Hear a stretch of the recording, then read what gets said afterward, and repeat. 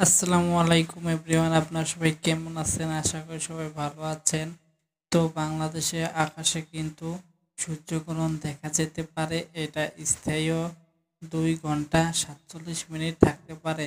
তাই সূর্যগ্রহণটি দেখার সাথে সাথে আপনারা সতর্কতা অবলম্বন করুন।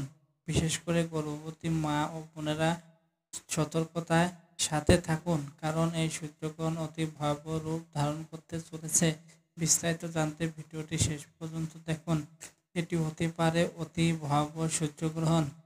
2025 সালের সবচেয়ে বড় সূর্যগ্রহণ হতে চলেছে, কারণ এই সূর্যগ্রহণের মাধ্যমেই আপনারা বিভিন্ন ধরনের সংকেত পেয়ে থাকেন। তাই সূর্যগ্রহণটি লাগার সাথে সাথে সতর্কতা অবলম্বন করে থাকুন এবং পরবর্তীতে কি হতে চলেছে পরবর্তী ভিডিওটির মাধ্যমে আপনাদেরকে জানিয়ে দেওয়া হবে।